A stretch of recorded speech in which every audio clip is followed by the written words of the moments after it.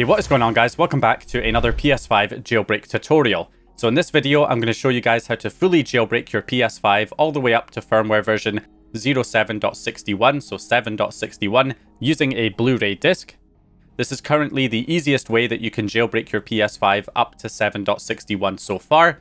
So before we get started, we're going to head over to our settings menu, scroll down to System, go to System Software and Console Information to check your firmware version. If we zoom into this long string of numbers here, after the first dash, we have our firmware version. So mine is 07.61, which is of course firmware version 7.61. That is the highest firmware version that you can jailbreak on a PS5 right now. So you can jailbreak on any firmware from 03.00 to 07.61. So you can follow this video if you're on any of those firmwares from 03.00 up to 07.61. However, I would only recommend using this method to jailbreak your PS5 if you're on firmware 06.00 to 07.61.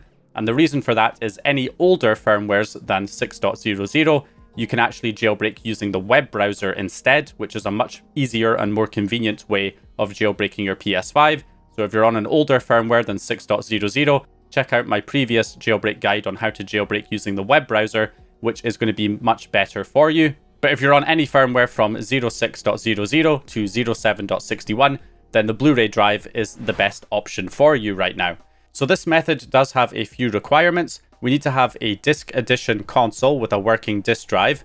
We also need to have a Blu-ray disc. I recommend the BD-RE discs because those are rewritable, so any updates we can write to the same disc.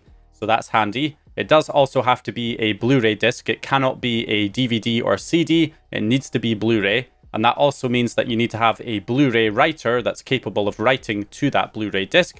So you need to have one of those in your computer. You can get external Blu-ray writers that can connect to your computer with a USB drive.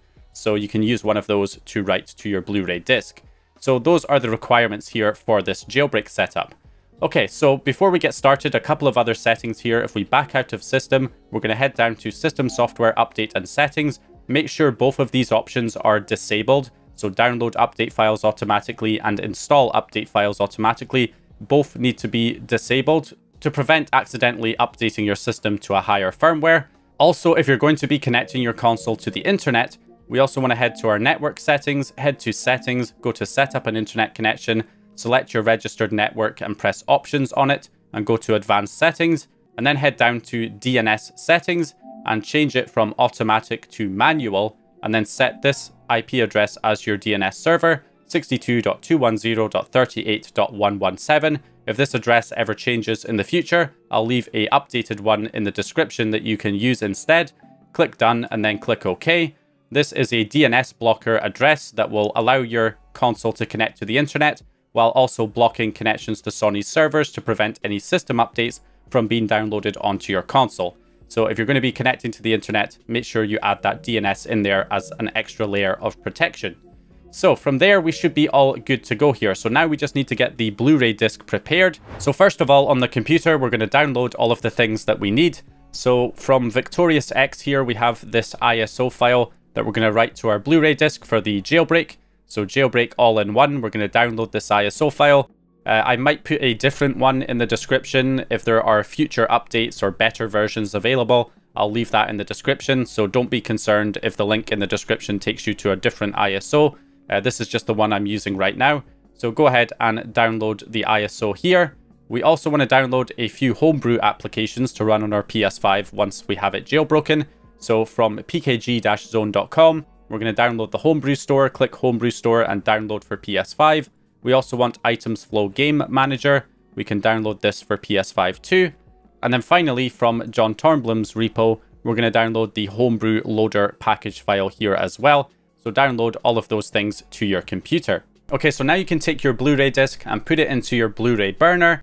From there, we can right-click on the ISO file and select the option to burn the disc image, and then select your Blu-ray drive, and you can also tick the box to verify after writing to make sure the data is written to the disc properly, and then you can click the option to burn the disc. Now sometimes Windows' own Blu-ray burner is not the best software for this, So another option would be to use image burn, which I'll leave linked in the description. With this software, you just open it up and select the option to write disk image, and then just drag and drop the ISO onto the software, or click the little folder button here to browse for it manually, and then just select the option to write the disk image, and that will burn the disk image to the disk, just as with the Windows tool. So once it's complete and it's finished the verification step, it should say the operation was completed successfully. You can click OK to that message, and you should be all good to go. Your Blu-ray disc is ready, and you can now insert it into the PS5. Okay, so now you need to grab a USB drive and plug it in to your computer. Make sure the USB drive is formatted in exFAT format. You can right click and go to Properties and just verify that the file system is exFAT. If it's not, you can right click and reformat the drive and select exFAT as the file system.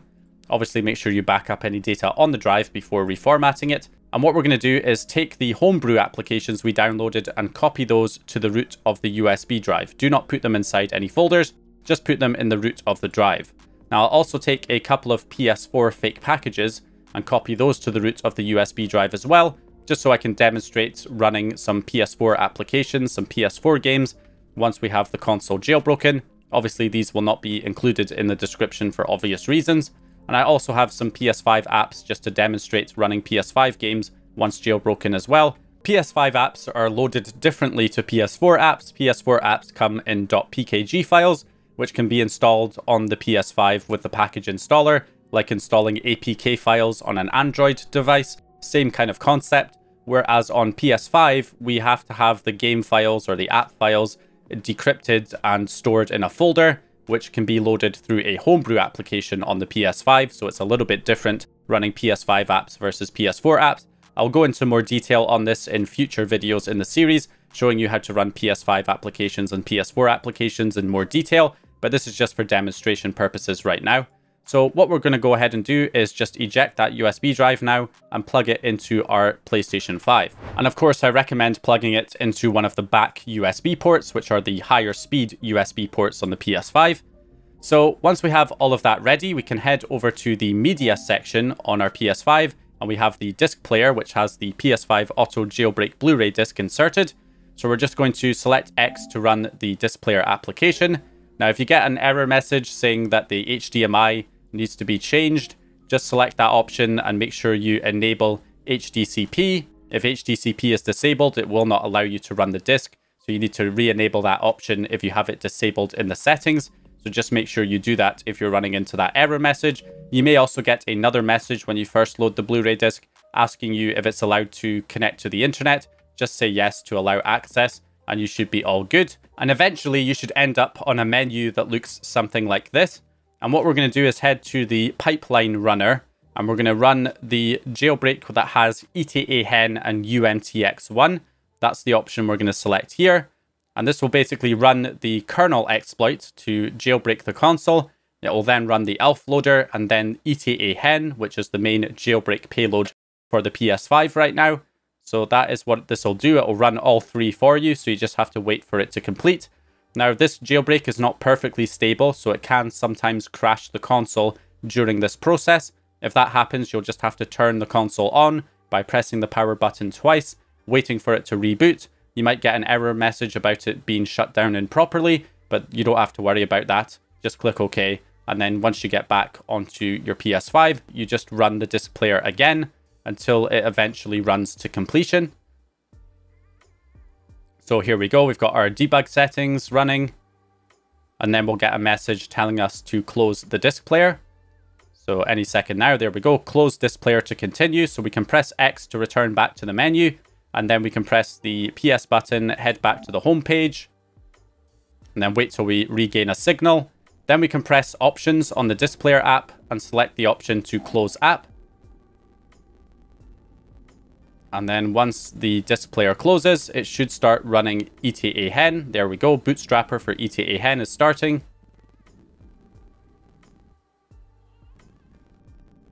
Okay, stuff successfully loaded. And there we go. We are up and running with ETA hen, which is our jailbreak here. So if we head into our settings and we scroll down to our debug settings, you can see we now have the ETA hen toolbox, which is our jailbreak menu. that is now available. So congratulations, you have now successfully jailbroken your PS5. So what we can do from here is install the applications. You can actually install the Homebrew store from here, but I believe this option doesn't work on some older firmwares. So that is why we installed them to the USB drive. So if we head to our package installer, we can see all of the package files that I put on the USB drive are here, and I can just select the option to install all of them, and that will get them all transferred onto our PS5. So this is how you basically install all of your, PS4 applications, your Homebrew applications onto the PlayStation 5 here. We just install them from a USB drive using the package installer. So we've got PT installed. Here's our items flow application and our Homebrew store. And there we go, everything is now successfully installed. So if we head over to our games section, we now have the Homebrew store installed. We've got items flow, we've got our PS4 games, and also the Homebrew launcher has all been installed here. So the Homebrew store allows you to install other Homebrew applications. If we run this, we get granted a jailbreak by ETA Hen, and then that will allow us to run our Homebrew applications. And then from here, we can basically install any additional Homebrew apps that we want. So if I want to install something like PS5 Explorer, I can just hit download and install, and that will download and install that Homebrew application to our console. So if you want to install any future Homebrew applications or emulators or anything else, Homebrew games, you can basically just use the Homebrew store to download them directly to your console. Once they're downloaded, you can press the options button to close out of the Homebrew store, and you can see it's installing the PS5 Explorer right there, and it is now installed. So that's how you get additional Homebrew apps installed. We also have items flow, which can be used to run our PS5 apps. Our PS4 apps should just run as is. So I can launch Minecraft here, and you can see it is working. So we can get our PS4 games running nice and easy. We just have to launch them. And then if I go ahead and close out of Minecraft now, that'll take us back here to the menu. Then if I want to run any of the PS5 apps that I have on my USB drive, I can open up items flow. So it's a little bit more complicated to get PS5 apps installed. So we use items flow to run our PS5 apps. We can also use items flow to run PS4 games as well. We can just launch them from in here. But if we want to add our PS5 apps that are on the USB drive, I can just head to this PS5 app section and then tell it to scan for applications. And that will check the USB drive to see if there are any PS5 apps to add. And as you can see, we've got those 3 games that I had there on the root of my USB drive. And I'll say yes to add them as it's detected all 3. Click OK, and boom, there we go. They have now been added here. So I can launch one of them like Lies of P. Let's try and launch this from items flow. And this should get our native PS5 game loaded.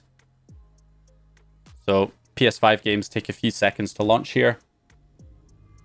And just like that, we have our native PS5 games running here on our console using the jailbreak. So that is how you get PS5 games running and also PS4 games running, as well as your Homebrew applications. So it's important to mention that this is a tethered jailbreak, which means when you restart the PS5, you will lose access to the jailbreak. The jailbreak is only running as long as the console remains running. As soon as you restart, you lose access to the jailbreak. Now, what that means is that you still have all of the stuff that you've installed while you were jailbroken. So all of the PS4 and PS5 apps and Homebrew applications that we installed will still be there after we restart the console. You'll see that everything is still installed, but when I try to run any of this stuff, like the fake package game, it says it cannot find it. If I try and run a Homebrew application, it will not let me launch it. If I try and launch a PS4 game, it says it cannot connect to the server to verify the license. So it's basically not allowing me to run any of the stuff I installed while I was jailbroken. So of course, what you need to do is run the jailbreak again by loading up the Disc Player application, selecting the same option as before, getting it to run through to ETA Hen. And once you have ETA Hen running again, you'll then be able to load all of your stuff. So once I've ran the Disc Player, I've gone through all of that, I've reloaded ETA Hen again, you can see that everything else should now work again. So if I try and run Minecraft now, once again, it's running as it did before. We've now got everything back up and running. Now, when it comes to running your PS5 games, it's a little bit different again, because even after rerunning ETA Hen, we won't be able to run, say, Lies of P that I loaded before, but we will be able to load it once we run items flow. And then once items flow loads, we can then load it from within this application again. and you'll see that it will then allow us to run it. So that is what you need to do. Is after rebooting the console, you have to rerun the jailbreak again. That's the nature of a tethered jailbreak. Now there is a kind of workaround for this, which is instead of turning your console off, what you can do is actually put it into rest mode instead, and then recover from rest mode, and then the jailbreak will still be running. So this is another option instead of having to go through running the jailbreak again every single time you reboot, is to use rest mode instead. So in order to do that, what we're going to do is head down over to our debug settings, and then we're going to go down to the ETA Hen toolbox on startup, and we're going to turn this option off. And then from there, we should be able to put the system into rest mode. So now if I go ahead and put it into rest mode instead of turning it off. So when we come out of rest mode here, we can see we get the notification saying it's coming out of rest mode. And there we go, we're back up and running. So because we've recovered from rest mode instead of rebooting, the jailbreak will still be running. So if I load Minecraft here, you can see that it will still work. So we're still able to run our fake packages, our PS4 applications, our Homebrew applications, our PS5 games. All of that should still work as it was before. So that is what you can do instead of turning the console off. Now, because we had to disable the toolbox auto start in order for rest mode to work properly, when we go back into the debug settings, we no longer have the ETA Hen toolbox, just the regular debug settings. So when you come out of rest mode, if you want to get those options back again, you'll need to run items flow. Okay, so once we get items flow back up and running, we can press the options button here, and then we can go down to ETA Hen toolbox options, and then re-inject/re-add the toolbox. And this will take a few seconds here. It says it will take up to 10 seconds. So just give it a few seconds, up to 10 seconds, and there we go. The toolbox has been re-added. So now if we press circle twice to exit out of items flow and we go back into the debug settings, you can see we now have the toolbox reapplied. So again, the toolbox is not really required. It's just if you want to adjust any options in here, you can do that. But when you recover from rest mode with the option to disable toolbox on startup, which is needed for rest mode to work properly, then it will just give you the normal debug settings when you recover from rest mode. But that is fine if you're not using any of the toolbox options. You can still run your fake packages, you can still run your Homebrew apps, you can still run your PS5 apps through items flow, and it will still work just fine recovering from rest mode.